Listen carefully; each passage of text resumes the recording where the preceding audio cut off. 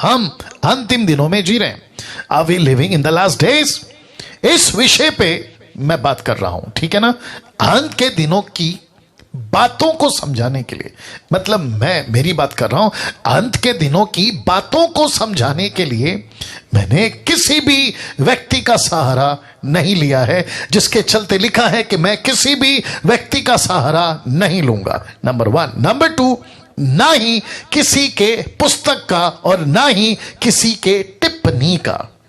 मैं सिर्फ और सिर्फ आपको अभी से कह देता हूं, मैं सिर्फ और सिर्फ अभी आपके बीच में इस विषय पे बात करूंगा जिसको मैंने अभी दिखाया, क्या हम अंतिम दिनों में जी रहे हैं। मैं सिर्फ और सिर्फ सहारा लूंगा और वहां है बाइबल का, सिर्फ वचन का। किस व्यक्ति ने क्या कहा, वो कितना सीनियर है, वो कितना एक्सपीरियंस वाला है, उसका क्या मिनिस्ट्री है, उनको नमस्ते, उनको नमस्ते। मैं किसी को क्रिटिसाइज, किसी को नीचे, किसी को ऊपर नहीं करना चाहता हूं, लेकिन मुझे अंत के दिनों की बातों को आपको समझाने के लिए किसी व्यक्ति, किसी पुस्तक, किसी टिप्पणी की जरूरत नहीं है, बस हमको वचन की जरूरत है, और उसी को rightly dividing the word of truth, 2 Timothy chapter 2 verse 15 and 16, जिसके चलते आपके बीच में मैं ये बातों को रखूंगा। तो वापस से कह देता हूं, जो लोग अभी जुड़ रहे हैं, मैं आप सभी के बीच में एक टॉपिक पे बात कर रहा हूं, और वह विषय है, क्या सच में हम अंतिम दिनों में जी रहे हैं? Are we living in the last days? और जो कि अभी आपके बीच में कहा था कि अंत के दिनों की बातों को समझाने के लिए डैनियल राज किसी भी व्यक्ति का सहारा नहीं लेगा, ना किसी की पुस्तक का, ना किसी की टिप्पणी का, लेकिन सिर्फ और सिर्फ परमेश्वर के वचन का सहारा लेगा। अगर आप लोग देख रहे हैं, ताली बजाकर परमेश्वर को महिमा देंगे, और साथ ही साथ फेसबुक पर आपका जो टिक टिक है वो चलता रहे, लाइक कमेंट्स, आप कहां से हैं, कैसे क्या है, वो भी चलता रहे, ठीक है। चलिए बात को आगे बढ़ाते हैं। नाउ, ऐसा क्यों पास्टर डैनियल, ऐसा क्यों व्यक्ति का सहारा नहीं ले रहे, किसी के पुस्तक का सहारा नहीं ले रहे, किसी की टिप्पणी? क्योंकि आजकल कुछ नया चल रहा है कि उसको इसको बुलाकर पूछा जाता है कि आपका क्या कहना है अंत के बारे में, आप क्या सोचते हैं। अभी मैं वापस कहता हूं, मैं इस दिनों किसी भी कैटेगरी का सहारा नहीं ले रहा हूं, मैं सिर्फ और सिर्फ बाइबल का सहारा ले रहा हूं। नाउ, ऐसा क्यों? क्योंकि धोखा बहुत है। मैं रिपीट करता हूं, धोखा बहुत है। यीशु की शिक्षाओं के मामले में धोखा बहुत है, साथ ही साथ यीशु की शिक्षाओं के मामले में कोई समझौता नहीं। मैं रिपीट करता हूं, किसी प्रकार का कोई समझौता नहीं। यीशु की बातें यस को यस, ना को ना। मैथ्यू 5:37 आपको याद होगा, यीशु ने कहा तेरी बातें हाँ की हाँ और ना की ना, उससे जो ज्यादा होता है वो पाप होता है। तो वापस कहते, और यशाया भी कहता है 5:20 में, जिस चीज को गलत बोलना है गलत बोलो, और जिसको सही बोलना है सही बोलो। तो वापस आता हूं, क्योंकि धोखा बहुत है। यीशु की शिक्षाओं के मामले में डैनियल राज और मसीह मंथन वाले किसी प्रकार का कोई कॉम्प्रोमाइज, समझौता नहीं करेंगे ना। कुछ लोग कहते हैं कि मेरा पास्टर है, कुछ लोग क्या कहते हैं, मेरा पास्टर है, मैं तो उसकी सुनूंगा। अब जरा कमेंट या ये स्टेटमेंट रख रहा हूं, पास्टर तो बहुत दूर की बात है, अपने बाप तक की भी नहीं सुनना। पास्टर तो दूर की बात है, अपने बाप तक की भी ना सुनना। क्यों? क्योंकि हो सकता है, यीशु ने कहा तुमको धोखा कहीं से भी आ सकता है, लिखा है धोखा घर से आ सकता है, लिखा है धोखा पति पत्नी माता पिता सभी से आ सकता है। और जिसके चलते आपको, पास्टर तो दूर तक की बात है, मैं तो तुम्हारे बाप तक की बात कर रहा हूं, बाप की भी बात कर रहा हूं। इसलिए बहुत जरूरी है, मैं समझता हूं कि यीशु की शिक्षा में, और खास करके बहुत ज्यादा इंपॉर्टेंट टॉपिक, और वह है अंत की बातें, और उसके प्रति किसी प्रकार का कोई समझौता नहीं। तो जिसके चलते ये बातें आपके बीच में मैंने रखी है। अब प्रश्न का जवाब कौन सा, क्या सच में हम अंतिम दिनों में जी रहे हैं? Question mark. तो इसका जवाब दे देता हूं। तो इसका जवाब है यस। प्रश्न क्या था, ध्यान से सुनिए, क्या सच में हम अंतिम दिनों में जी रहे हैं? तो इसका जवाब है यस। लेकिन 2000 सालों से हम कब से अंतिम दिनों में जी रहे हैं? 2000 सालों से। आपको यह सुनकर आपका माथा ठक करके ठनका होगा। आपके दिमाग में यह बात शायद फर्स्ट टाइम किसी ने डाली होगी कि पास डैनियल आजकल की बात नहीं है, यह कुछ 2-3 डेकेड की बात नहीं है, यह कोई पिछली सदी की बात नहीं है, क्योंकि प्रचार हो रहा है कि क्या हम अंतिम दिनों में हैं। जी हां, हम अंतिम दिनों में हैं। कोई किताबें लिख रहा है, कोई गीत लिख रहा है, कोई प्रचार कर रहा है, लेकिन क्या यह अंतिम दिन है? जी हां, जवाब है यस। लेकिन कब से? 2000 सालों से। तो इसका मतलब है कि हम अंतिम दिन में हैं। पहली सदी से प्रचार शुरू हो गया था, हम अंतिम दिनों में जी रहे हैं। फर्स्ट सेंचुरी के चर्च ने, पहले पास्टर ने, पहले बिशप ने, पहले अपोस्तल ने बोलना शुरू कर दिया था। तो अंतिम दिन तो है, लेकिन कब से? 2000 सालों से ना। यह अंतिम दिन शुरू हो चुका था यीशु के जमाने से ही, यीशु के जमाने से ही। अब कैसे? मैं आपको उसका प्रूफ दे रहा हूं, वचन से बात करूंगा। आपको बताया था इब्रानियों की किताब, उसका पहला अध्याय 1 और 2 लिखा है, पूर्व युग में परमेश्वर ने अपने बाप दादाओं से थोड़ा थोड़ा करके भांति भांति से भविष्य वक्ताओं के द्वारा बातें की। अब जरा इसको देखो, लिखा है इन दिनों के अंतिम में या अंत में, लिखा है इन दिनों के अंत में हमसे पुत्र के द्वारा बातें की। तो इसका मतलब है, जिसको कहते हैं क्या हम अंतिम दिनों में? जी हां, लेकिन कब से? 2000 सालों से।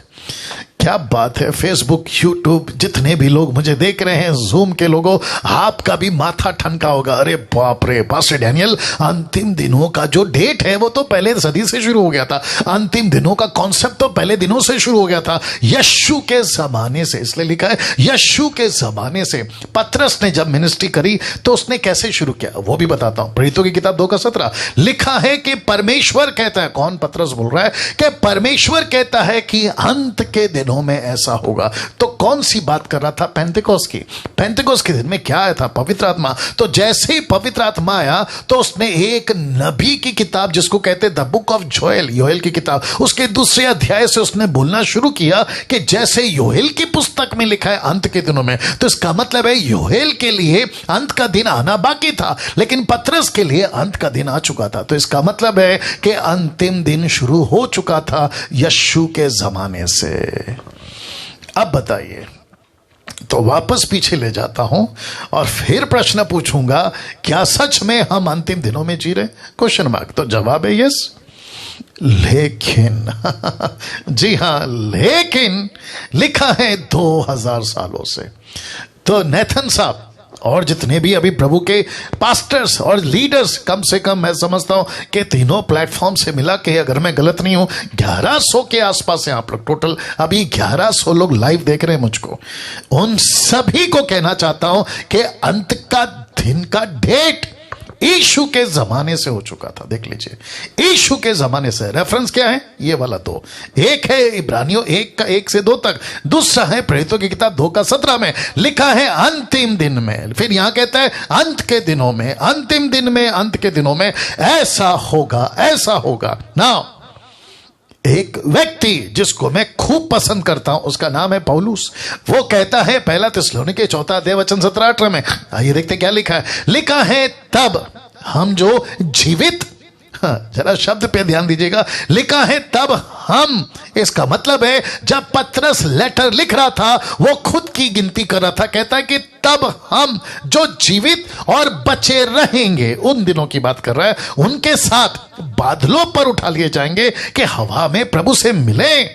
और लिखा है इसी रीति से हम सदा प्रभु के साथ रहेंगे, सो इन बातों से एक दूसरे को शांति दिया करो। तो पतरस, आपका पौलुस और स्टीफन, उसके बाद एंड्रू, फिर उसके बाद में तीतुस, फिलोमन, ये सारे के सारे यीशु का प्रचार लोगों की कलीसियाओं को कैसे करते थे कि तुम चिंता मत करो। बोला क्यों? बोला यीशु आने वाला है। तुम परेशान मत हो। बोला क्यों? यीशु आने वाला है। किसी प्रकार की चिंता मत करो। दुख है, तकलीफ है, कर्जा है, पैसा है, सताव है, दुख है, पति मर रहा, बच्चे मर रहे, इनको मार रहे, उनको मार रहे, ये सारी बातें हैं, लेकिन चिंता मत करो। लिखा है शांति दिया करो। ये देख लो, लिखा एक दूसरे को शांति दिया करो। तो इसका मतलब है कि अंत के दिनों का चर्चा माय गुडनेस, अंत के दिनों का चर्चा यहीं से शुरू हो गया था। और एक देता हूं, पतरस साहब का भी देता हूं। ये है पतरस साहब, जो कि आपको कनेक्ट करने के लिए दूसरा पत्र, तीसरा अध्याय, वचन 10 से 11, 10, 11, 12, मतलब 10 से 12। आइए देखते क्या लिखा है। लिखा है, परंतु प्रभु का दिन चोर की नाई आ जाएगा। उस दिन आकाश की बड़ी हड़हड़ाहट के साथ के शब्द से जाता रहेगा और तत्व बहुत ही तप्त होकर पिघल जाएंगे, पृथ्वी और उस पर के काम जल जाएंगे।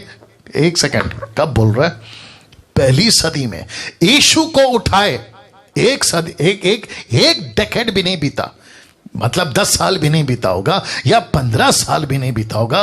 पतरस की मिनिस्ट्री कितनी चली, ये इतिहास की बातें हैं, लेकिन वो कह रहा है, बहुत ध्यान से सुनेगा, प्रभु का दिन चोर की नहीं आ जाएगा। मतलब कब? पहली सदी में। हम कब जी रहे? अभी 21वीं सदी में। तो पतरस कहता है अंत का दिन तो तब से शुरू हो गया है। डैनियल तो अभी क्या बात कर रहा है? अंत की बात तो हम तब से कर रहे हैं, तू अभी क्या बात कर रहा है? ना रख रहा हूं। तो वो कहता है कि उस दिन आकाश की बड़ी हड़हड़ाहट के शब्दों से जाता रहेगा, तत्व बहुत ही तप्त होकर पिघल जाएंगे, पृथ्वी और उस पर के काम जल जाएंगे। अब इसको देखो, तो जबकि ये सब वस्तुएं इस रीति से पिघलने वाली हैं। अब जरा देखना, जिसको मैंने फॉन्ट बड़ा किया है, लिखा है, तो तुम्हें पवित्र चाल चलन और भक्ति में कैसे मनुष्य होना चाहिए। तो कलीसिया को वॉर्न कर रहा है, कलीसिया को कह रहा है कि ऐसे जियो, देखो प्रभु आने वाला है। कब? पहली सदी में। फिर कहता है परमेश्वर के उस दिन की बात, किस रीति से जोना चाहिए, उसके जल्द आने के लिए कैसा यत्न करना चाहिए। तो इसका मतलब है, अगर पतरस आज होता और हम पहली सदी में होते और ऐसी एक माइक लेकर, फेसबुक, यूट्यूब या जूम लेकर हम उसके पास पहुंचते, पतरस बाबा प्लीज बताइए यीशु कब आएगा? तो पतरस कहता है, अरे अगले हफ्ते आ सकता है, अगले महीने आ सकता है, 2 साल बाद आ सकता है, 3 साल बाद आ सकता है। अगर उसको हम कहें, बहुत ध्यान से सुनना, अगर उसको हम कहें कि अब से 2000 साल तक यीशु नहीं आएगा, मैं समझता हूं सट्ट करके मार देगा। कौन? पतरस। पागल है तू? डैनियल बोलेगा, डैनियल क्या तू पागल है, ऐसी बातें कर रहा है? यीशु कभी भी आ सकता है। तो मैं फिर पूछूंगा, अंत का दिन कब से चल रहा है? 2000 साल से। आज कुछ प्रीचर्स, खैर नाम तो मैं नहीं लूंगा, कुछ प्रीचर्स अपने भारत के भी, वैसे तो विदेश का रखूंगा, कुछ प्रीचर्स भारत के ये कहते हैं जैसी चाइना का या अमेरिका का या भारत का या इजराइल और फिलिस्तीन का या कोई ऐसी प्रोफेसी यिर्मयाह से या शायद से उनको कहीं लिखी हुई मिल जाती है, जिसका कनेक्शन ना बाप है ना मां है, मतलब कोई हाथ पैर नहीं है उसमें, उसको कनेक्ट करके वीडियो बना देते हैं कि देखो भविष्यवाणी पूरी हो गई और हम अंत के दिनों में जी रहे। तो फिर पतरस को क्या करें और फिर पौलुस का क्या करें, जो मैंने अभी रखा है। और फिर यीशु कहता है यीशु के बारे में कि अंत के दिनों में पुत्र के द्वारा बात करेगा। तो अंत के दिनों का फ्रेज, अंत के दिनों का कॉन्सेप्ट, ये तो पहली सदी से चल रहा है। 21वीं सदी में कौन सी नई बात है ना रख रहा हूं। तो फर्स्ट सेंचुरी की कलीसिया का लिखा है मेन टॉपिक यही हुआ करता था। कौन सी? अंतिम दिन, अंतिम दिन, अंतिम दिन। एक ऐसा टॉपिक फर्स्ट सेंचुरी के लोग, पतरस बोल के अभी 10 साल पहले मरा, पौलुस बोल के अभी कुछ 30 साल पहले मरा। पहली सदी की कलीसिया बात कर रही है, मैं प्रिटेंड कर रहा हूं, ठीक है ना। और कलीसिया को इंकरेज करते होंगे। पतरस जिसने फाउंडेशन डाला, जो कलीसिया का बिशप है, जिसने साक्षात यीशु को आंखों से देखा, कलीसिया तुम तैयार हो जाओ, पतरस ने प्रचार किया है। पत्रियां तो तभी थी नहीं, टोटल बाइबल तो तभी थी नहीं। तो उसने कहा कि पतरस ने प्रचार किया, मुझे याद है, उसने कहा यीशु आने वाला है, आइए हम गंभीरता से जिए, आइए हम पवित्रता से जिए। ऊपर बैठा परमेश्वर बोल रहा होगा पहली सदी के पास्टर को कि बेटा ठीक है, तू अपना प्रचार कर रहा है, अच्छी बात है, लेकिन दुनिया नहीं खत्म होगी 2000 साल तक। अभी तक तो नहीं खत्म हुई, अभी तक तो नहीं खत्म हुई। My goodness. अब आप सोच के देखिए, तो फर्स्ट सेंचुरी की कलीसिया का मेन टॉपिक क्या हुआ करता था? यही अंतिम दिन, अंतिम दिन, अंतिम दिन। अब इसको देखो, हर सदी के प्रचारक का फेवरेट टॉपिक भी यही है, एंड डेज या एंड टाइम प्रीचिंग। इनका यही टॉपिक है। मैंने अभी कहा था ना, वो अफ्रीकन प्रीचर हो, अमेरिकन प्रीचर हो, एशियन प्रीचर हो, अपना भारत का इंडियन प्रीचर हो, उनका फेवरेट टॉपिक होता है अंतिम दिन। और उसको ऐसा बोलते हैं, ऐसा कहते हैं और ऐसा बताते हैं कि कलीसिया यीशु से कम इनके अंतिम दिनों के प्रचार से डरती है। बोला अरे बाप रे यीशु आ जाएगा। तो पहली सदी में क्या होता था? यही होता था। तो मैं हमेशा कहता हूं कि यीशु के पास आए हो तो किसी के डर से नहीं आना। यीशु को मैंने आपने इसलिए नहीं मानना है क्योंकि हमको डर है किसका? नरक का। हमको डर है किसका? छूट जाने का। हमको डर है किसका? एंटी क्राइस्ट का। हमको डर है किसका? कहीं हमारा नाम जीवन की पुस्तक से ना कट जाए। ना ना ना ना ना, डर के चक्कर में प्रभु के पास नहीं आना है, क्योंकि बाइबल खुद कहती है कि हमको डर की नहीं परंतु स्वतंत्र परमेश्वर की सामर्थ्य की आत्मा दी है, प्रेम की आत्मा दी है। डर नहीं दिया ना साहब। हमको यीशु में डरा डरा कर मसीह के पीछे चलाने वालों की आज इतनी तादाद है कि डरो डरो डरो। देखो नरक है, देखो स्वर्ग नहीं जाओगे, देखो ऐसा। अरे बाप रे, डरा डरा कर। किसका? प्रभु का नहीं, चीजों का। या मेरे प्रचार में आपको नरक का डर नहीं मिलेगा, प्रभु का डर मिलेगा।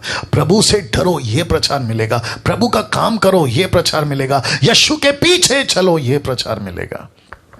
तो फर्स्ट सेंचुरी की कलीसिया का मेन टॉपिक होता था अंतिम दिन, अंतिम दिन, अंतिम दिन। हर सदी, याद रखो, एवरी सेंचुरी। उसके बाद दूसरी सदी यही टॉपिक, तीसरी सदी यही टॉपिक, 10वीं सदी यही टॉपिक, आज 21वीं सदी यही टॉपिक लिखा है। लेकिन दुख की बात यह है कि हर सदी में प्रचारक और भविष्यवक्ता लोग, बहुत ध्यान से देखना, लिखा है फेल फेल फेल होते रहे। जबरदस्त इनकी प्रीचिंग फेल हुई है। मैं रिपीट करता हूं, जबरदस्त इनकी प्रीचिंग फेल हुई है।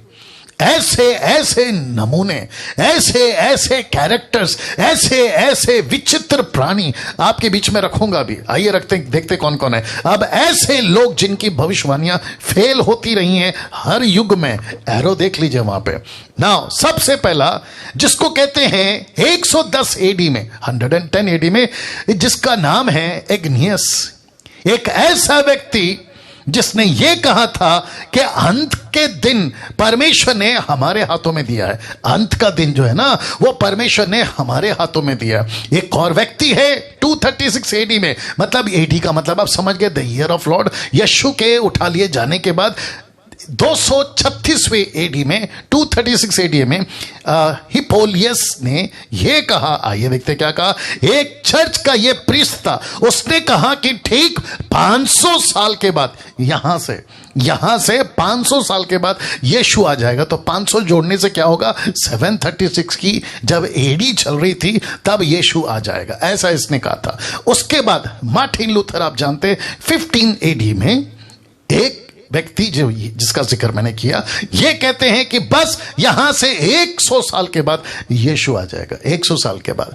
अब इसकी टोटल डिटेल आपको कहां से मिलेगी? विकिपीडिया, गूगल, वहां से निकाल लीजिएगा। उसके बाद ये व्यक्ति जिसको कहते हैं क्रिस्टोफर कोलंबस, जिसका जन्म 14th सेंचुरी में हुआ आखिरी में, और 15 के अर्ली एडी में ये चल बसे। और ये स्टूडेंट थे किसके? लिखा है student of the Bible prophecy. Bible prophecy के ये स्टूडेंट्स थे। तो ऐसी भविष्यवाणी इनके द्वारा भी आई, पुस्तकें भी आई। इसने कहा था कि देख लीजिएगा 1656 में, यानी कि 1656 एडी में दुनिया खत्म हो जाएगी। इस व्यक्ति ने कहा था कि दुनिया खत्म हो जाएगी। और जिसके चलते ऐसी बहुत सारी प्रोफेसी में से एक और रख रहा हूं, जिसका नाम है जोसेफ स्मिथ। 1835 एडी में इस महाशय ने क्या कहा? ये फाउंडर थे मॉर्मोनाइज के, एक ऐसी क्या कहते हैं कल्ट टीचिंग है, मॉर्मोनाइज्म एक कल्ट टीचिंग है, उसके ये फाउंडर थे। क्या कहा देखो, इसने कहा था अगले 56 वर्षों में ही यीशु आ जाएगा। दैट मीन्स इसमें 56 ऐड करिए तो हो जाते हैं 1891 एडी में। तो इनके हिसाब से, ये महाशय के हिसाब से, यीशु आ जाना चाहिए था 1891 में। लेकिन आपको पता है ये सब के सब, फिर रख रहा हूं, ये सब के सब पैदा हुए भविष्यवाणी की, मर गए। पैदा हुए भविष्यवाणी की, मर गए। पैदा हुए भविष्यवाणी की और मर गए। इनमें से किसी के जीवन काल में यीशु नहीं आया। जितने जूम पर हैं आप लोग इस बात को समझने की कोशिश करिएगा, प्लीज रिक्वेस्ट करता हूं।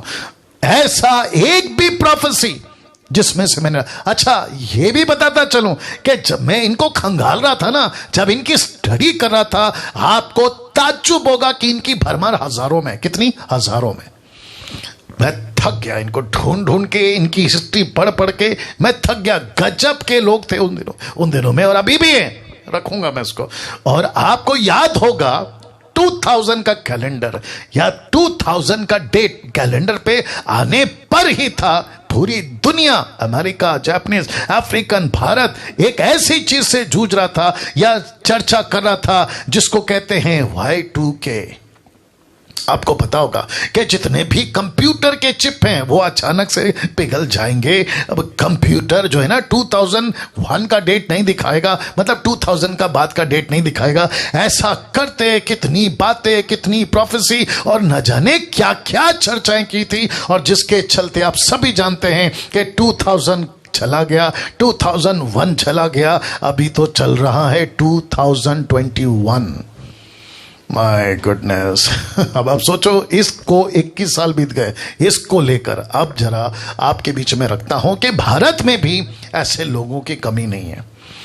भारत में भी ऐसे लोगों की कमी नहीं है। अब आप लोग को डरना नहीं है, खास करके उन प्रचारकों, क्योंकि आपको डर लग रहा होगा कि डैनियल भाई हमारा फोटो और हमारी डिटेल डालेंगे। नहीं डाल रहा हूं, नहीं डाल रहा हूं नहीं डाल रहा हूं।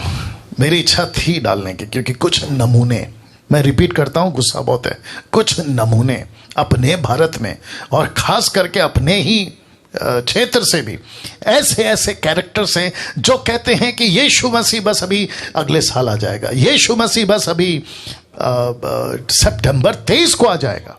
गजब है, 2 साल पहले तो एक आदमी है वो कहता है कि सितंबर को यीशु मसीह आने वाला है। Can you believe that? उसको थोड़ा ऐसा आगे कर लो। या तो भारत में भी ऐसे लोगों की कमी नहीं है, और कई एक तो खुद मर गए, इसमें से कई लोग मर गए और कुछ भी अभी तक नहीं हुआ, कुछ अभी मरने पर है। एक तो मर गए और कुछ अभी मरने पर है, जिन्होंने ऐसी प्रोफेसी की है। अभी कुछ प्रोफेसियां की है, वो नहीं रहे, और कुछ अभी मरने पर है। आधी क्या बोलते ना, कब्र पे लटकी है एक पैर। वाह! जिस चीज के लिए मना किया है या जिसको प्रभु ने कहा नहीं करना, उसी को करते साहब ये लोग। और परमेश्वर बैठा ऊपर कहता चेला कब बनाओगे? मैं रखूंगा उसको आज, चेला कब बनाओगे? नहीं, उसको और थोड़ा ऐसा करो, चेला कब बनाओगे, प्रभु के राज्य में कब लाओगे? ये सारी बातें नहीं करते हैं ये लोग, ये उस पर फोकस नहीं करते हैं। दिक्कत यही है ना। तो वापस कहता हूं कि अपने भारत में भी ऐसे लोग हैं, कई एक तो मर गए और कुछ अभी मरने पर हैं ना। अंत के दिनों की बहुत सी भविष्यवाणियां फेल होती आ रही हैं, और जिसके चलते नीचे मैंने लिखा है, अब आपको होशियार रहने की जरूरत है, आपको होशियार रहने की जरूरत है। जानते हो व्यवस्था विवरण उसका 18 का 21 क्या कहता है? यदि तू अपने मन में कहे, कौन? इस्राएलियों को कह रहा है कि यदि तू अपने मन में कहे कि जो वचन यहोवा ने नहीं कहा उसको हम किस रीति से पहचाने, जिसके चलते मैंने लिखा कि बहुत सारी भविष्यवाणियां फेल हुई हैं, निकम्मी ठहरी है, मतलब सक्सेस नहीं हुई। तो ऐसों को जब आप उनके बीच में रहते हो तो मैंने लिखा कि होशियार रहिएगा। कैसे पहचाने पास्टर डैनियल, इनको कैसे पहचाने? तो वचन 22 कहता है, तो पहचान यहां है। कौन कह रहा है? प्रभु कह रहा है कि पहचान यहां है कि जब कोई नबी, तब का, अब का, कब का, यदि कोई नबी ये यहोवा के नाम से कुछ कहे, तब यदि वह वचन ना घटे, मतलब पूरा ना हो, लिख लीजिए, पूरा ना हो, तो वो वचन यहोवा का कहा हुआ नहीं है, परंतु उस नबी ने वह बात अभिमानी करके कही है। अभिमानी का मतलब है घमंड हो गया, घमंड का मतलब है शैतान है अंदर, जिसके चलते उसने कही है, तो उससे भय नहीं खाना। वो चाहे कल आ गया यीशु, परसों आएगा यीशु, अब देखो अगले हफ्ते आएगा, ऐसों से तुझे डरना नहीं है। वचन 20 मैंने जानबूझ के उसको नीचे रखा है, मतलब 21 के पहले वाला यहां रखा है। लिखता है, परंतु जो नबी अभिमानी करके मेरे नाम से कोई ऐसा वचन कहे जिसकी आज्ञा मैंने नहीं दी उसे, या उसको नहीं कहा, वह पराये देवताओं के नाम से कुछ कहे, बहुत ध्यान से देखना, वह नबी मार डाला जाए। अरे रे रे रे रे रे, उस नबी का कत्ल कर देना। कौन कह रहा है? परमेश्वर। किसको कह रहा है? मूसा को। अब इसको देख लीजिए, ये फोटो देख लीजिए आप लोग, ये फोटो देख लीजिए दोस्तों। अब आप सभी जानते हैं कि ये फोटो कौन सा है, ये क्या है, आप सभी जानते हैं, ठीक है ना। उस तरफ है ट्रंप साहब, जो कि एक्स प्रेसिडेंट थे अमेरिका के। अब इसको कहते हैं जो बाइडेन, ये वाला आदमी, और जिसके चलते इन पे प्रोफेसी की गई थी, तो कई भविष्यवाणियां फेल हो गई इसके ऊपर, माफ करें ट्रंप के ऊपर। कहते थे, हाँ इसको भी डाल देते हैं ना, कहते हैं कि ट्रंप ही अगला प्रेसिडेंट रहेगा, जो बाइडेन नहीं जीतेगा। लेकिन पता चला कि जो बाइडेन जीत गया और ट्रंप हार गया। और आपको पता है, मैं रख सकता था उनका फोटो, मैं रख सकता था उनका नाम, और कुछ तो अपने भारत से भी है। अब आप सोच के देखिए, जितने जूम पर हैं, फेसबुक पर हैं, यूट्यूब पे, मुझे ऐसा लगता है कि कम से कम 1300 या 1400 लोग अभी आसपास में जुड़ गए हैं।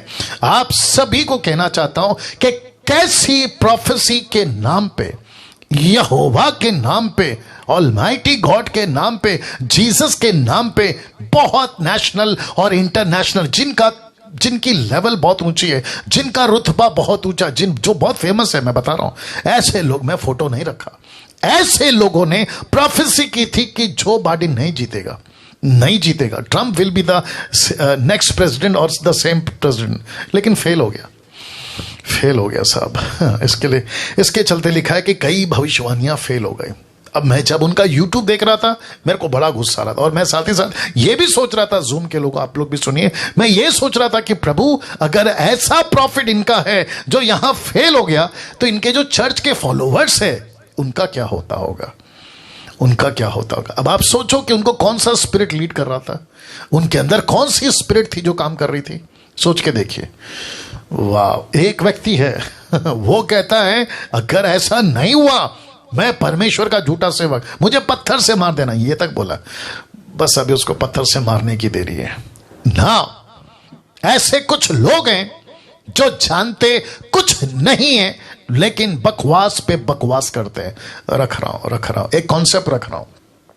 सबसे पहले ये फोटो देख लीजिए, ये है पतरस, याकूब, यूहन्ना, 3 परमेश्वर के चेले, यीशु के चेले, पतरस, याकूब, यूहन्ना। आप बीच में देख सकते हैं यीशु है, जो कि रोशनीदार, ऐसा लिखा है कि ऐसा सफेद कपड़ा के कोई धो भी नहीं धो सकता। और एक तरफ है मूसा और दूसरी तरफ है एलिया। ऐसा लिखा है लूका 9:33 में, कि जब ये सब कुछ हो रहा था, तो लिखा है कि जब वे उसके पास जाने लगे, कौन? 2 पुरुष, एलिया और मूसा, जाने लगे, तो पतरस, जो अभी जस्ट फ्रेश, क्योंकि मैंने पढ़ा है, 28 से मैं पढ़ते आ रहा हूं, मैंने पढ़ा है इसलिए मैं बात कर रहा हूं, ठीक है ना। तो पतरस अभी फ्रेश उठा नींद से, क्योंकि भयंकर नींद में थे। यीशु मसीह बोले पहाड़ पे चलते प्रार्थना करने के लिए, यीशु तो लगे थे प्रार्थना में, लेकिन तीनों सो रहे थे। तो अभी जस्ट नींद से उठे, तो पतरस ने यीशु से कहा, क्या कहा? देखो, लिखा है, हे स्वामी, हमारा यहां रहना भला है, हम यहां रह सकते हैं। फिर कहता है, तो हम 3 मंडप समझते हैं, हम यहां पे 3 टबरनैकल बनाते हैं, एक तेरे लिए, एक मूसा के लिए और एक एलिया के लिए। तो इसका मतलब है कि जो यीशु का लेवल है, यीशु के लेवल पे रखते हैं, और वही लेवल पे मूसा को रखते हैं, और उसी लेवल पे जो यीशु का है, एलिया को रखते हैं। तो इसका मतलब है कि तीनों का टबरनैकल बनाते हैं और तीनों को रखते हैं एक साथ में, और कहता है कि तीनों को, अरे क्या महिमा है, अरे क्या अद्भुत है। सोचो, अगर पतरस को पवित्र आत्मा ने उस दिन बत्ती नहीं जलाई होती ना, मैं एक डंके की चोट पे बोलता हूं कि ये एलिया को और मूसा को यीशु के साथ ही खड़ा रख देता जिंदगी भर, मूसा को और एलिया को ना। अब इंटरेस्टिंग पार्ट दे रहा हूं, ये खुद लूक कहता है पतरस के बारे में, कहता है कि जो ये कह रहा था ना, लिखा है, वह जानता ना था कि क्या कह रहा है। उसको पता ही नहीं है कि वो मुंह से क्या बोल रहा है। ये तो ऐसा हुआ जैसा यीशु ने पूछा था, लोग मेरे बारे में क्या कहते हैं। पतरस ने कहा, तू जीवित परमेश्वर का पुत्र है। परमेश्वर, यीशु ने बोला, वेरी गुड, तुझे पवित्र आत्मा ने बताया, मतलब मेरी परमेश्वर की आत्मा ने बताया। लेकिन जैसे ही यीशु ने कहा कि मेरा क्रूस पे जा मरना, दुख उठाना, यरूशलेम में जाकर उसने कहा कि ऐसा होने नहीं दूंगा, तो यीशु पलट कर बोलता है कि हे शैतान दूर हो जा। अब आप सोच के देखो, ये ऐसी बातें जिसको कहता है कि वो जानता नहीं था कि क्या कह रहा है। मैं हाथ जोड़ के रिक्वेस्ट कर रहा हूं, बहुत ध्यान से सुनना। मेरा प्रचार आप लोग पसंद करते हैं, मैं प्रभु का धन्यवाद देता हूं, लेकिन अगर इस स्टेटमेंट से आप नहीं समझे तो गई भैंस पानी में। वापस कहता हूं, ऐसे किसी मूर्ख टीचर को, प्रीचर को, वो देसी हो या विदेशी हो, जिसको पता ही नहीं है कि वो क्या कह रहा है, उसकी बकवास की पुस्तक पढ़ने की जरूरत नहीं है, उसके बकवास की वीडियो देखने की जरूरत नहीं है, और ऐसा किसी प्रकार का उसका टीचिंग की सुनने की जरूरत नहीं है, क्योंकि वचन से बड़ा कोई नहीं है। मैंने इसलिए पहले क्या कहा कि डैनियल राज, ऐसा कोई टिप्पणी किसी व्यक्ति का बहुत फेमस है, अलाना फलाना, मैं उसको नहीं लाऊंगा, मैं उसको नहीं लाऊंगा। और आप लोगों को क्या लगता है, जो लाते हैं ना किसी को अपने प्रोग्राम पे रख के, फेसबुक पे, यूट्यूब पे, जूम पे, कि आप क्या कहते हैं अंत के दिनों में, मैं नहीं ला सकता। मैं तुमसे बेहतर ला सकता हूं। तो जो लाते हैं ना, मैं उसकी तरफ इशारा कर रहा हूं कि मैं तुमसे बेहतर ला सकता हूं। और अगर मैंने ला दिया देश और विदेश में, अमेरिका से, अफ्रीका से, भारत से, ऐसे कितने मैन ऑफ गॉड है भारत में, अगर लाकर यहां रखूं तो मैं समझता हूं कि यूट्यूब पर तो मुझे 1-4-5 हफ्ते में ही 5 लाख क्रॉस हो जाएंगे मेरे व्यूअर्स, या फिर जो मुझे देखते हैं। ये नहीं करना है ना साहब। किसी की टिप्पणी नहीं चाहिए, किसी का बकवास नहीं चाहिए, वचन क्या कहता है वो चाहिए। तो लिखा है, पतरस खुद कहता है वो जानता नहीं है कि वो क्या कह रहा है। जब उसको पता ही नहीं है वो क्या कह रहा है, ये लूक कहता है इसको नहीं पता ये क्या कह रहा है, तो जिसको खुद नहीं पता उसको हम स्टेटमेंट कैसे मान लें? उसको स्टेटमेंट कैसे मान ले?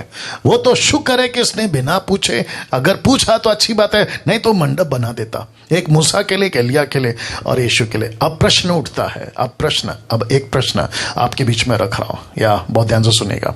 क्या अंत के दिनों की या उसके बारे में पास्टर डैनियल क्या नॉलेज नहीं होना चाहिए? Question mark. बिल्कुल होना चाहिए। मैं रिपीट करता हूं, बिल्कुल होना चाहिए।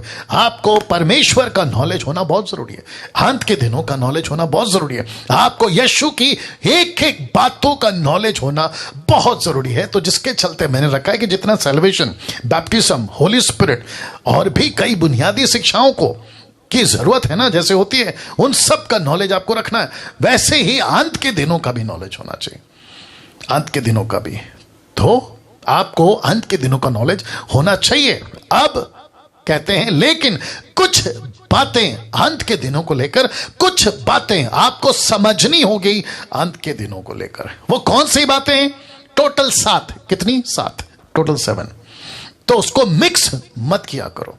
मैं जिसको भी सुनता हूं देश विदेश से, सबसे ज्यादा गड़बड़, और वहीं चैप्टर खत्म हो जाता है, मैं वहीं पे बंद कर देता हूं उनको, मुझे वहीं पे माथा खराब हो जाता है, यार क्या कर रहा है। तो टोटल 7 बातों को लिखा है मिक्स मत करो।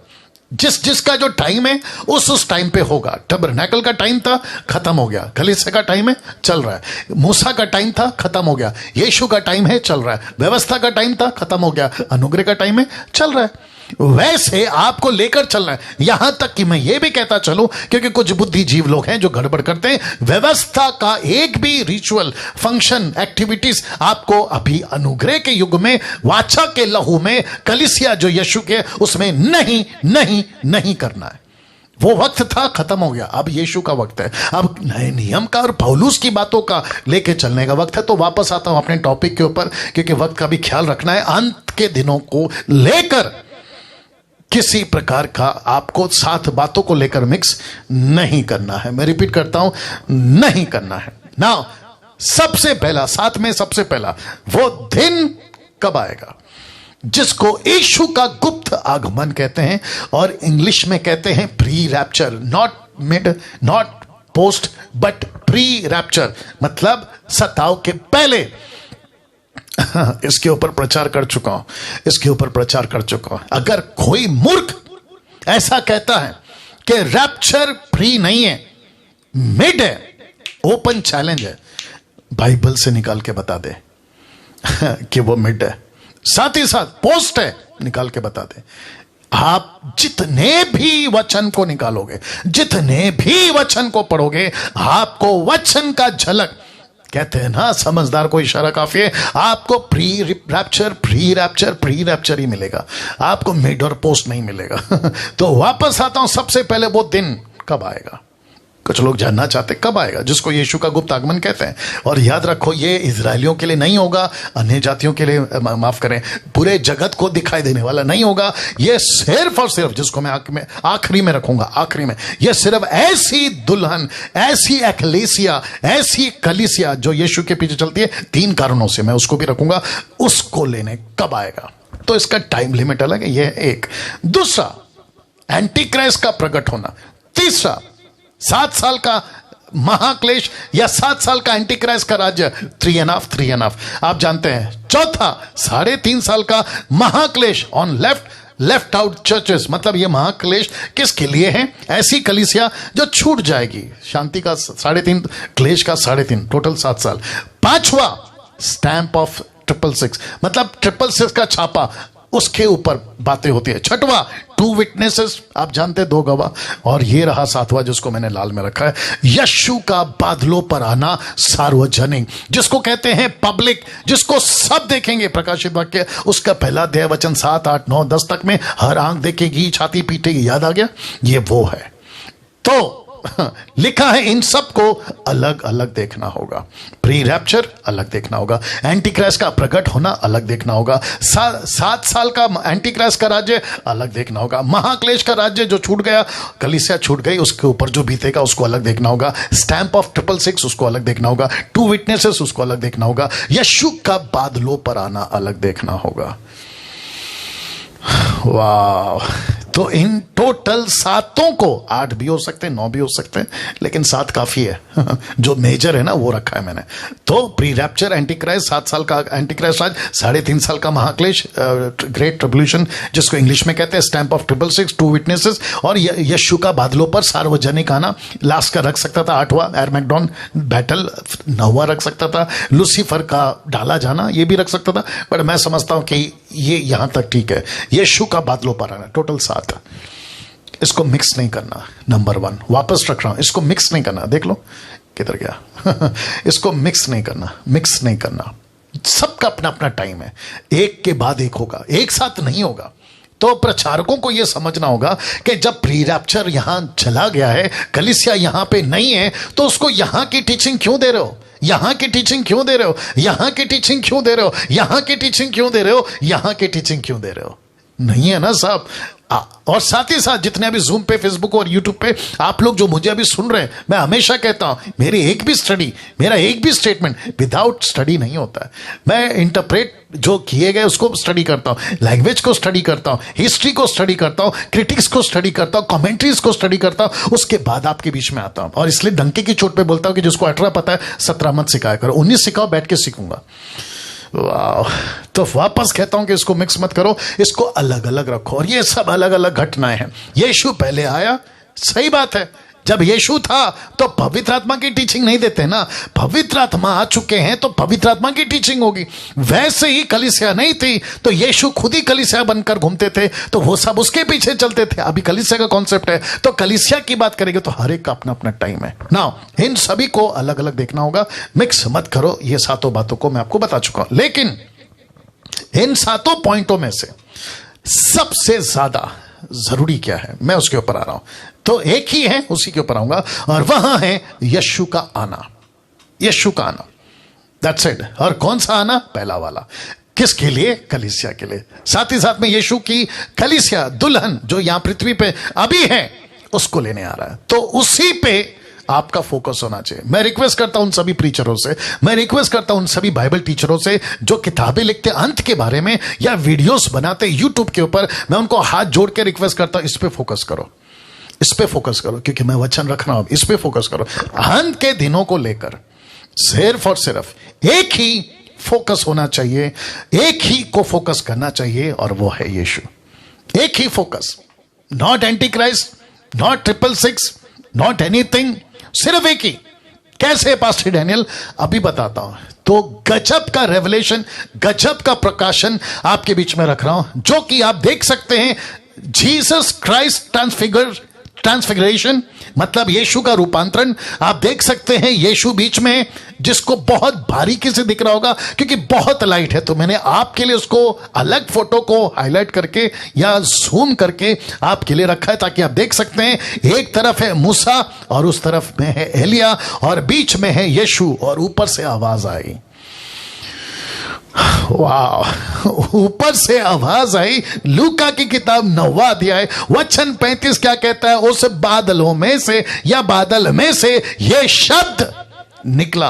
किसका? यहोवा का। किसका? परमेश्वर पिता का। किसका? वो ऑलमाइटी गॉड का, थियोस का। कहता है शब्द निकला कि यह, नॉट दिस नॉट दैट। कौन? यीशु। यह मेरा पुत्र है, मेरा चुना हुआ है, इसी की सुनो। दूसरे शब्दों में, मूसा की मत सुनो, एलिया की मत सुनो। तो सेंटर कौन है? फोकस कौन है? बताइए। अंत के दिनों का फोकस कौन है? यीशु। किसको प्रीच करना है? यीशु। किसका वेट करना है? यीशु। कलीसिया को क्या सिखाना है? यीशु। क्या आएगा? यीशु। लेकिन क्या सिखा रहे हैं? रख रहा हूं ये सब सिखा रहे हैं। कहते हैं प्री रैप्चर, मतलब वो तो हम चले जाएंगे। फिर एंटी क्राइस्ट, फिर 7 साल का महाक्लेश कैसे आएगा, 3.5 साल का क्लेश कैसे भयंकर होगा, फिर एंटी क्राइस्ट का राज्य कैसे होगा, फिर 2 विटनेसेस आएंगे, फिर बादलों के ऊपर यीशु आएगा। भाई मेरे, ये सारी चीजें आपके लिए नहीं है, क्योंकि कलीसिया यहां पे ही नहीं है, खत्म। यहां पे उठा ली गई है। ये देखो, यहां पे उठा ली गई है। जूम के लोगों कैसे लग रहा है? आप यहां उठा लिए गए। मैं उसके ऊपर जोर से आऊंगा बाद में, लेकिन आगे बढ़ता हूं। तो फोकस कौन है? यीशु। प्रचार किसका करना है? यीशु का। जीसस क्राइस्ट यहां पे रूपांतरित हो गए, जिसको कहते हैं ट्रांसफिगरेशन। यीशु मसीह का रूपांतरण हो गया। आप देख सकते हैं, और ऊपर से ये आवाज आई, इसी की सुनो। तो यहां पे फोकस कौन है? इसलिए तो लिखा है यहां पे फोकस कौन है? यीशु। प्रीचर का फोकस कौन होना चाहिए? यीशु। बाइबल टीचर का फोकस कौन होना चाहिए? यीशु। जो 15 से 1600 सालों में 40 लोगों ने 66 किताबें लिखी, जिसको कहते हैं बाइबल, द वन बुक, उसका भी सेंटर कौन है? यीशु। अब बताइए। और जिसको तीतुस क्या कहता, देखो मैं एक एक करके रख रहा हूं, वक्त का भी ख्याल रखूंगा। तीतुस क्या कहता, देखो लिखा है 11 से 13 तक में।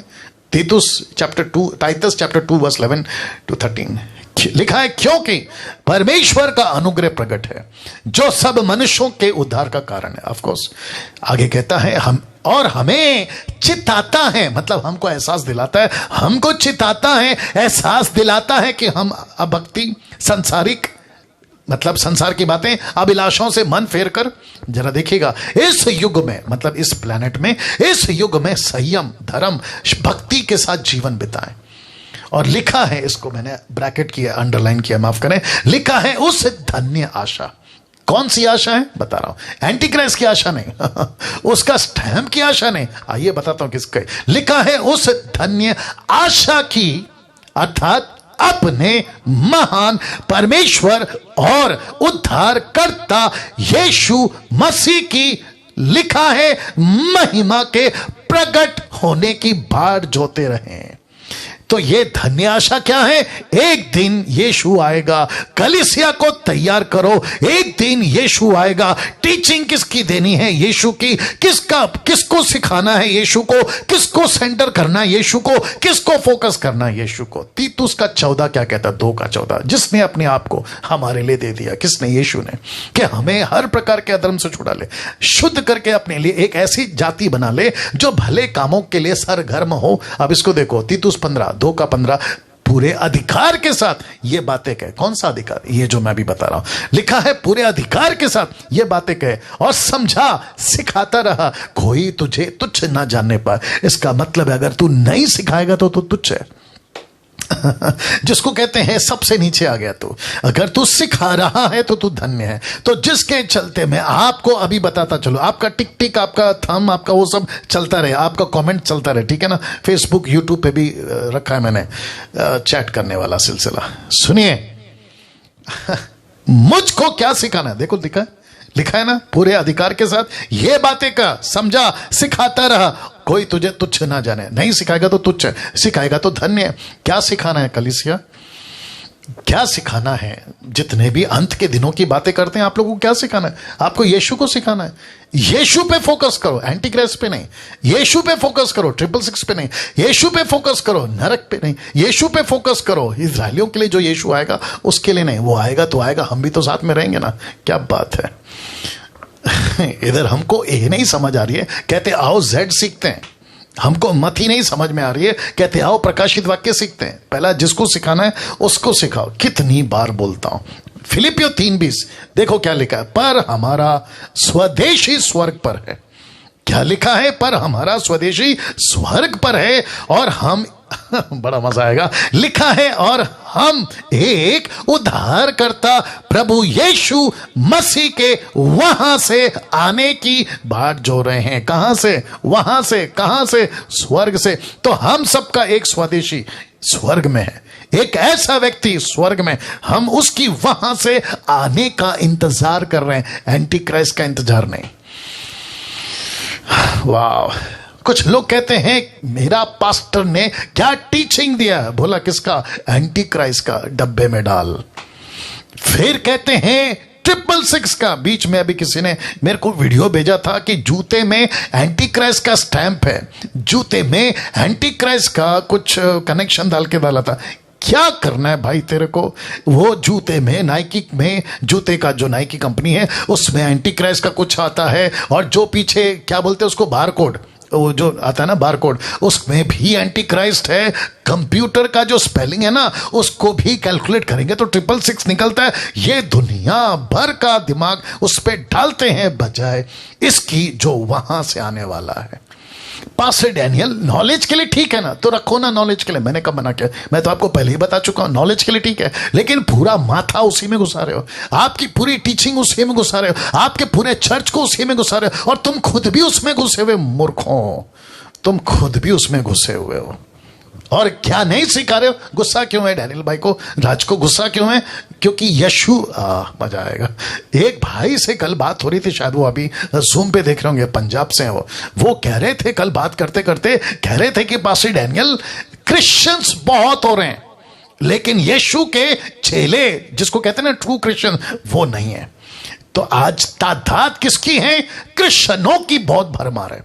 रिलीजियस हम क्या बन रहे हैं? हिंदू, मुस्लिम, सिख, ईसाई, हम वो बन रहे हैं। बोला कौन है? क्रिश्चियन हो। कैसे? देखो गले में क्रॉस है। बोला कौन है? क्रिश्चियन हो। बोला कैसे? बोला चर्च जाता हूं संडे संडे। बोला कौन है? बोला क्रिश्चियन है। बोला कैसे? बोला नाम है माइकल फर्नांडिस डिसूजा रोजी सोजी, अब क्या दुनिया भर का क्रिश्चियन नाम है।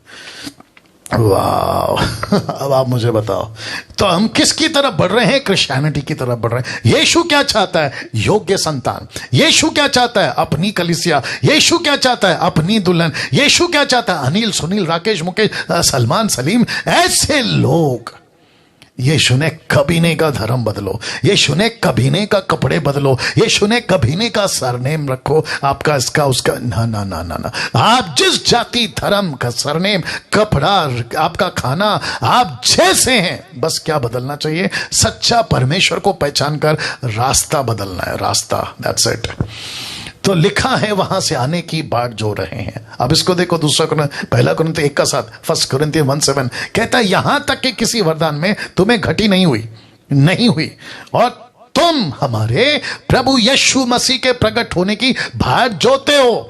अब इसको देखो, पहला थिस्सलुनीके 1:10 में लिखा, उसके पुत्र के स्वर्ग पर से आने की बाट जोते रहो जिसे उसने मरे हुओं में से जिलाया, अर्थात यीशु को जो हमें आने वाले प्रकोप से बचाता है। अब इसको देखो, यूहन्ना 1:21 में कहता है अपने आप को परमेश्वर के प्रेम में बनाए रखो, अनंत जीवन के लिए हमारे प्रभु यीशु मसीह की दया की आशा देखते रहो। ये फर्स्ट यूहन्ना, पहला यूहन्ना, नॉट यूहन्ना, पहला यूहन्ना, 1 जॉन 1:21, ठीक है ना। नाउ आजकल क्या चल रहा है मैं वो भी बता देता हूं। तो इसका मतलब है कि इस वचन से साबित होता है कि यीशु हमारा फोकस है, एंटी क्राइस्ट नहीं, नरक नहीं, उसका स्टैंप नहीं, उसके पीछे अपना माथा डालना बंद करो, यीशु की स्टडी ले लो, ठीक है ना। लेकिन आज 90% प्रचारकों का फेवरेट टॉपिक है एंटी क्राइस्ट, 666 जिसको कहते हैं एंड टाइम प्रोफेसीज, और फिर वन गवर्नमेंट। इस पे फोकस है। इस पे फोकस है लोगों का। किसका? 90% प्रचारकों का, 90% प्रचारकों का। वाह, जरा सोच के देखें। अच्छा, वहां पे 1000 हो गए और यहां पे वाह, कम से कम 1200 लोग अभी लाइव हैं हमारे साथ। 1200 people are watching right now. मैं उन सभी को रिक्वेस्ट करता हूं, ऐसे ही हर संडे अद्भुत अद्भुत टॉपिक प्रकाशन के साथ आपके बीच में मसीह मंथन हिंदी ऑनलाइन चर्च यानी कि डैनियल राज आता रहेगा। तो 7 to 9 डोंट मिस इट।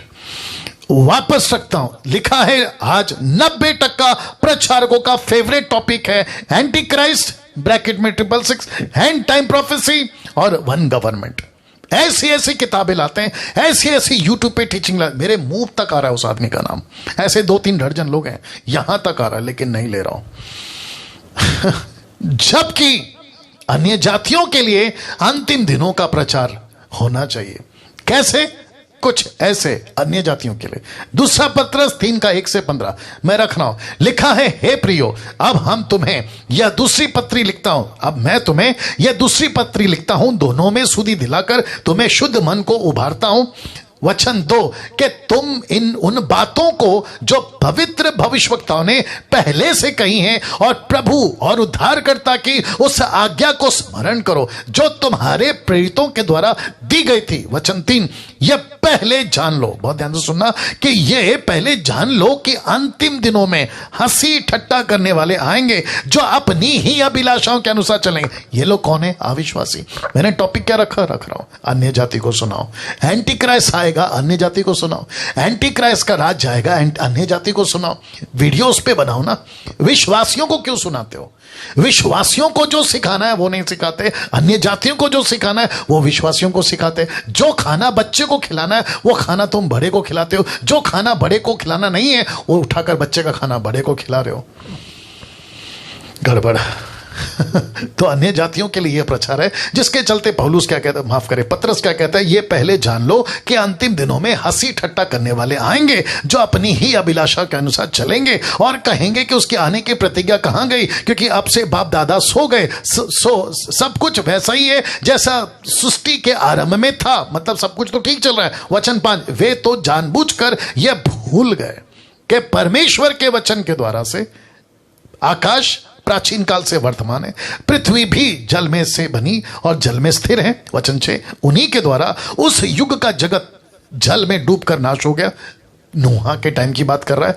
वचन 7, पर वर्तमान काल की आकाश, अभी की आकाश, अभी का आकाश, वर्तमान काल का आकाश और पृथ्वी उसी वचन के द्वारा इसलिए रखे हैं कि जलाए जाएंगे। ऊपर देख लो, उसको जलाया जाएगा। तब डुबाया था, अब जलाया जाएगा। तो रखा है, जानबूझ के रखा है।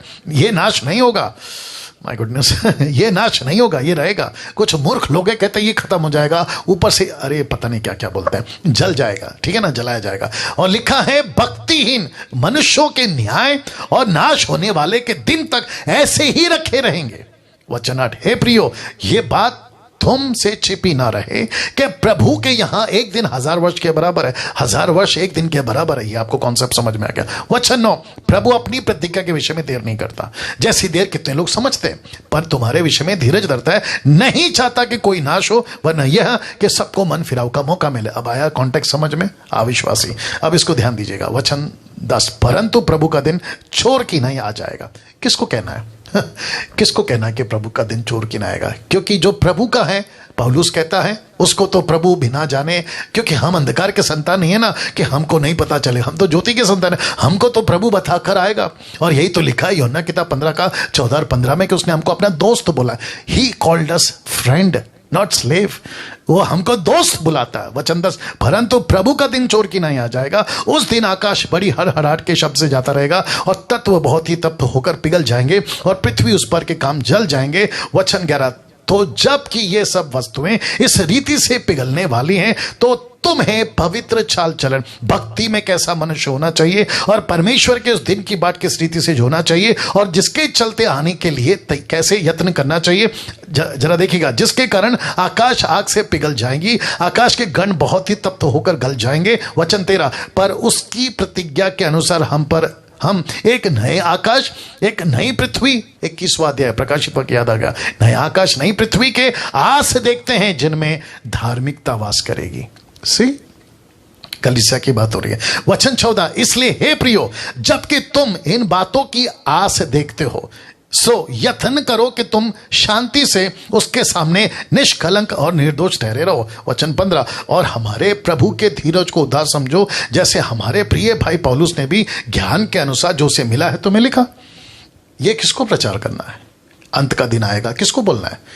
जो यीशु का है उसको बोलोगे, जो यीशु को जानता है उसको बोलोगे, या उसको बोलना है जो नहीं जानता उसको करो ना ये प्रचार। अप्रिशिएट करता हूं, आप उनको सुनाओ, अप्रिशिएट करता हूं। नरक का प्रचार उनको करो, अप्रिशिएट करता हूं। एक स्वर्ग है उनको प्रचार करो, अप्रिशिएट करता हूं। ऐसा दिन आने वाला है रे बाबा, पड़ोसियों, रिश्तेदारों, बच्चों, ऐसा प्रचार करो। अभी अगर कोई देख रहा है फेसबुक और यूट्यूब पे, तो उनको भी कहना चाहता हूं कि सर ऐसे भयंकर दिन आने वाले, पृथ्वी फट जाएगी, आकाश गिर जाएगा, ये सब कुछ जलाया जाएगा। लिखा है ना ऊपर, सब कुछ जलाया जाएगा। आप बचना है, लेकिन जो मसीह है उसको क्या करना है? उसको तो सेवा करना है। मैं रखूंगा अभी। अब एक इंपॉर्टेंट बात जानना चाहते हो, रख रहा हूं। लिखा है कोई रोक रहा है अंत के दिनों को। यीशु के जमाने से इसको कोई रोक रहा है, इसको भी जानना आपको बहुत जरूरी है। तो वो क्या चीज है जो अंत के दिन को रोक रहा है? आप जितने प्रीचर हैं, ध्यान से सुना, इसको खूब शेयर करना, इसको खूब दूसरों को व्हाट्सएप पे डाल देना, और ऐसों को जानबूझ के डालो जो ऐसी बकवास की वीडियो बनाते हैं कि देखो अंत आ गया, अंत आ गया, अंत आ गया। ऐसों को ज्यादा भेजना, ठीक है ना? जो किसी को लाके भी बोलते ना कि सर आप बोलो, आपका क्या ओपिनियन है, आप अंत के बारे में क्या कहते हैं, उनको भी भेजना। लिखा है यीशु के जमाने से अंत को कोई रोक रहा है। देखना चाहोगे कौन रोक रहा है? इसको भी आपको जानना जरूरी है। रोमियो को 11:25, दूसरा थिस्सलुनीके 2:7। आइए देखते क्या लिखा है। तो सबसे पहले पढ़ते हैं 11:25। लिखा है हे भाइयों, कौन बोल रहा है? पौलुस बोल रहा है। कहता है कि हे भाइयों, कहीं ऐसा ना हो कि तुम अपने आप को बुद्धिमान समझ लो। जरा ध्यान दीजिएगा, इसलिए मैं नहीं चाहता कि तुम इस भेद से अनजान रहो। कौन सा भेद है?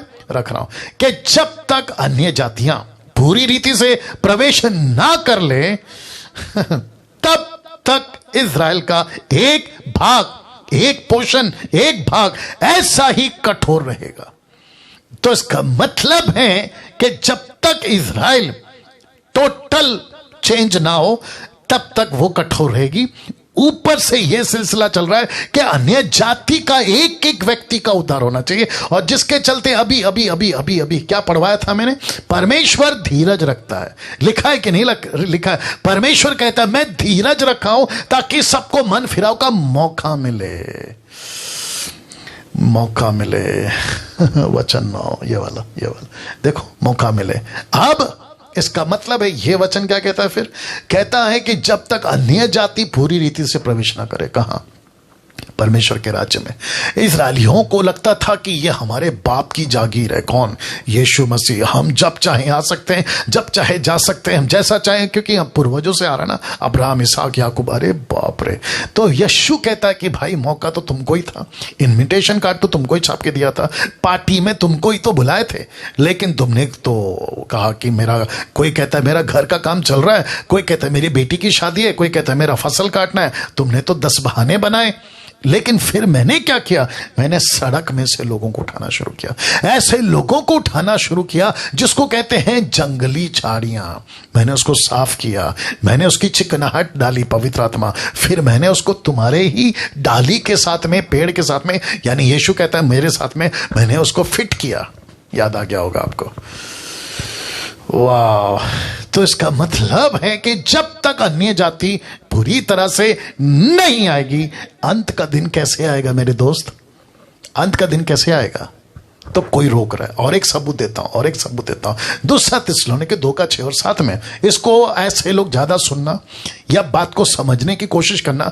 मैं किसी के खिलाफ नहीं हूं। मैं इतना गुस्से में क्यों रहता हूं कभी कभी, और मेरे को गुस्सा क्यों आता है? मुझे क्या बोलते हो रद्दी भर भी फर्क नहीं है, मुझे क्या कहते हो रद्दी भर भी फर्क नहीं, लेकिन परमेश्वर का काम को मत बिगाड़ो। क्योंकि आपके पहले जो पीढ़ी थी ना, वो बेचारी खून बहाकर अपनी जिंदगी देकर ये कलीसिया को खड़ा किया और वो पहुंची है अभी मेरे और आपके हाथ में। लेकिन तुम जैसे लोगों ने गड़बड़ करना शुरू कर दिया, जिसके चलते मसीह मंथन आज खड़ा है, मैं खड़ा हूं और ऐसी बातें करने के लिए मजबूर हुआ हूं। तो जरा ध्यान दीजिएगा, बहुत ध्यान से सुनिएगा, इसको खास करके ध्यान दीजिएगा। लिखा है अब तुम उस वस्तु को जानते हो, ब्रैकेट में सुसमाचार, कॉन्टेक्स्ट की बात कर रहा हूं। लिखा है जो उसे रोक रही है, किसको? एंटी क्राइस्ट को। फिर कहता है कि वह अपने ही समय में प्रकट हो, क्योंकि अधर्म का भेद अब भी कार्य करता है। अधर्म का भेद, अधर्म का भेद अब भी कार्य करता है। कौन कह रहा है? पौलुस कह रहा है। मतलब सुसमाचार में रुकावट आ रही है, मसीह की कलीसिया में काम रुकावट आ रही है। अधर्म का भेद, ये अधर्म का भेद कौन है? अगर धर्म का भेद यीशु है तो अधर्म का भेद कौन है? एंटी क्राइस्ट, लूसीफर, उसकी सेना। कहता है वो अभी भी काम कर रही है। और पहला यूहन्ना 2:18 में क्या कहता है? जॉन क्या कहता है कि अभी भी एंटी क्राइस्ट जगत में ऐसे कितने हैं, लेकिन फाइनल वाला, ये फाइनल वाला अभी तक नहीं आया और अभी आएगा भी नहीं, टाइम है उसके लिए। फिर कहता है देखिएगा अपने ही समय में प्रकट होगा। ऐसा क्यों लिखा है अपने समय में? उसे कोई रोक रहा है कि वह अपने ही समय में प्रकट हो। ऐसा क्यों? मैं रखूंगा उसको अभी। पर अभी एक रोकने वाला है, HP, होली स्पिरिट, पवित्र आत्मा, उसको एक रोकने वाला है। वस्तु सुसमाचार वाला पवित्र आत्मा रोक रहा है। और लिखा है कि जब तक वह दूर ना हो जाए वह रोके रहेगा, वह पवित्र आत्मा रोक के रखेगा। Anti Christ, come on get ready. आप लोग क्या कर रहे हो पता है? एंटी क्राइस्ट का स्थापना हो चुका है, ये तक बोल दिया। एंटी क्राइस्ट जगत में आ चुका है, ये तक बोला। कौन सा? फाइनल वाला, ये तक बोल दिया। एंटी क्राइस्ट कभी भी शो अप हो सकता है, ये तक बोल दिया। और ये सिलसिला कब से चल रहा है? शुरू से। फर्स्ट सेंचुरी के लोगों ने, आप लोग जो अभी बकवास कर रहे हो ना एंटी क्राइस्ट को लेकर, ये फर्स्ट सेंचुरी के लोगों ने पहले से बोल दिया है। ये तब से बोलते आ रहे हैं। आ गया क्या? नहीं। आ गया क्या? नहीं। हद होती है यार।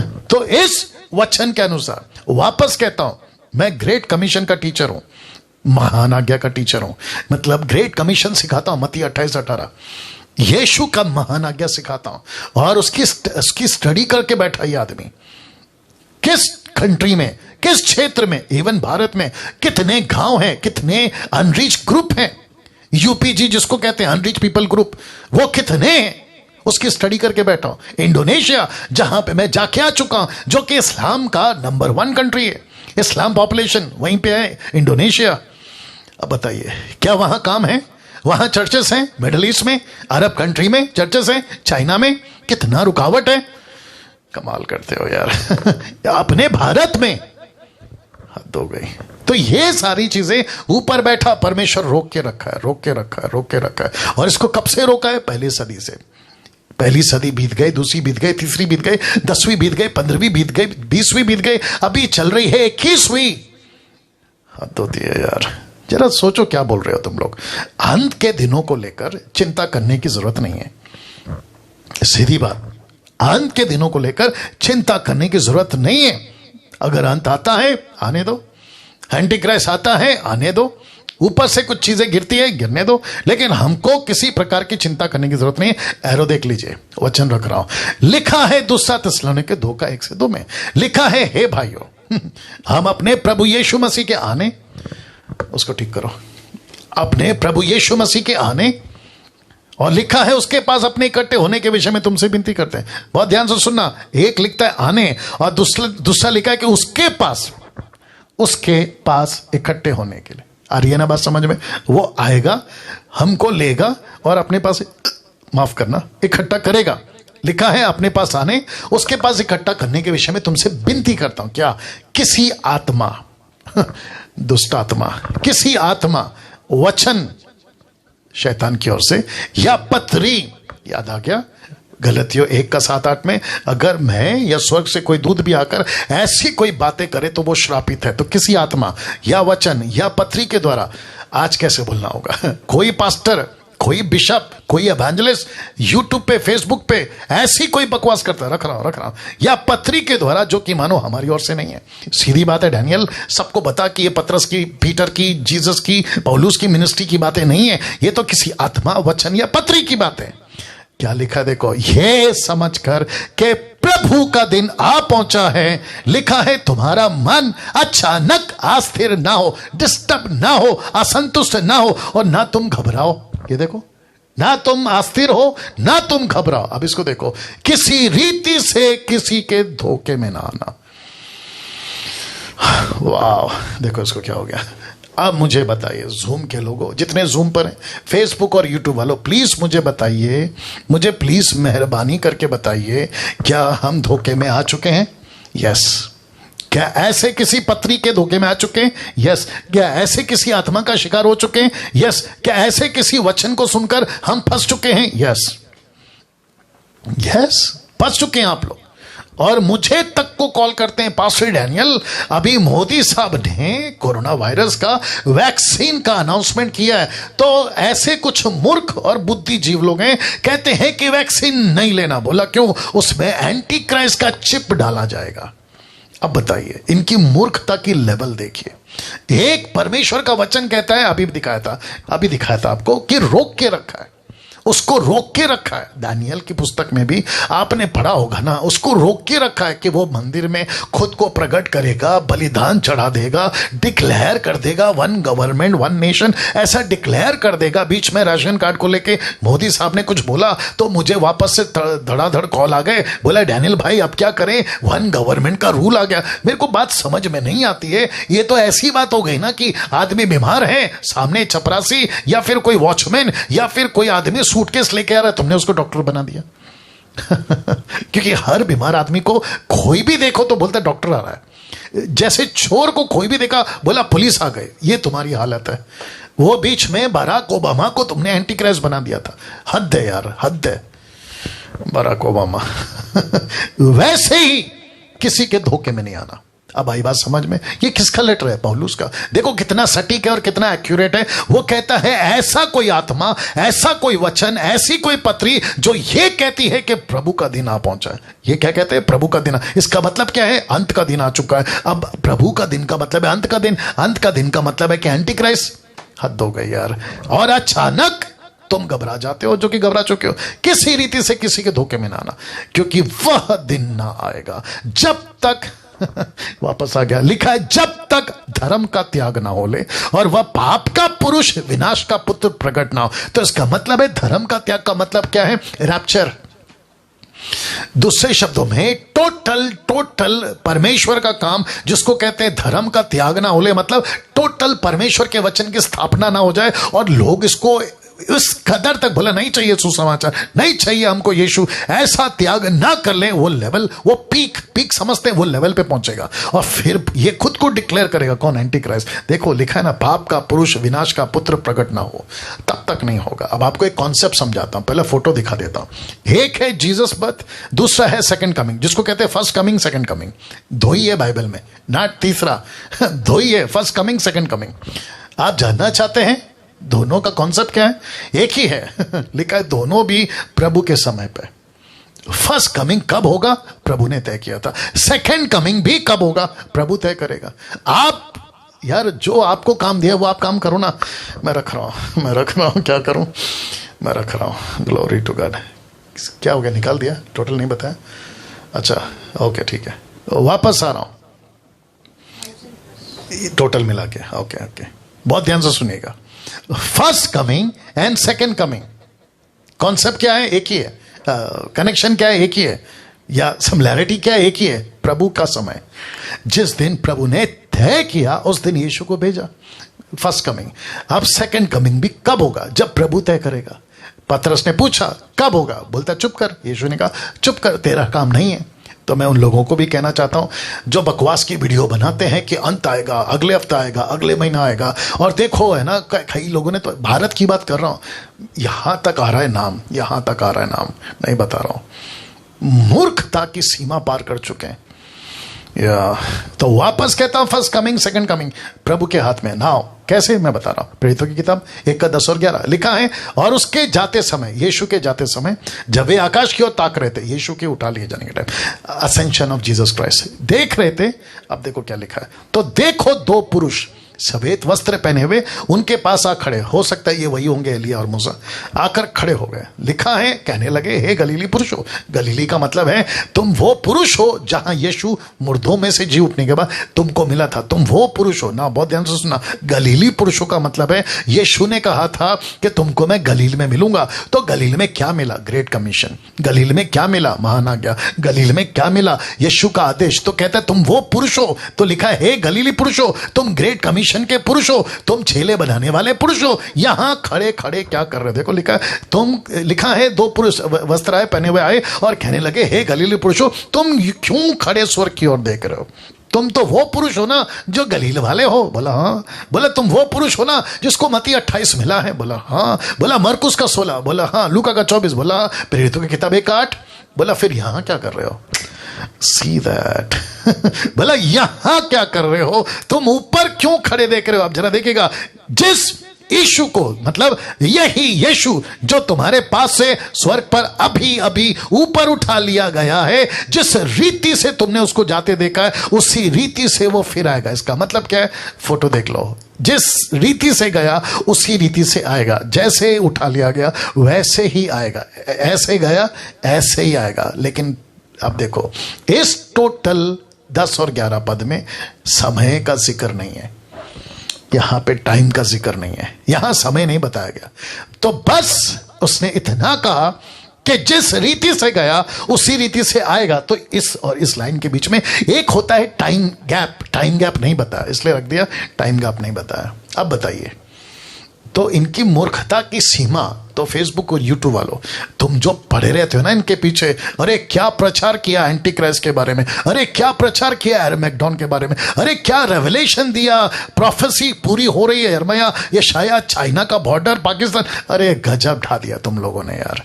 जिस चीज को सिखाना है उसको नहीं सिखा रहे। और तुम्हारी गिनती किसमें मालूम है? तुम्हारी गिनती इसमें, ऊपर क्या देख रहे हो? जो अंत का इंतजार कर रहा है ना, उसको इसकी गिनती में खड़ा कर रहा हूं मैं।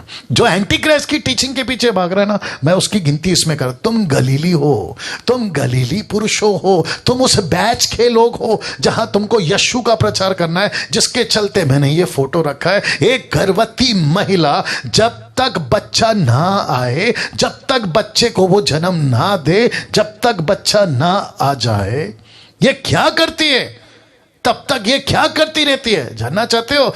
ये बच्चे के आने की तैयारी करती रहती है।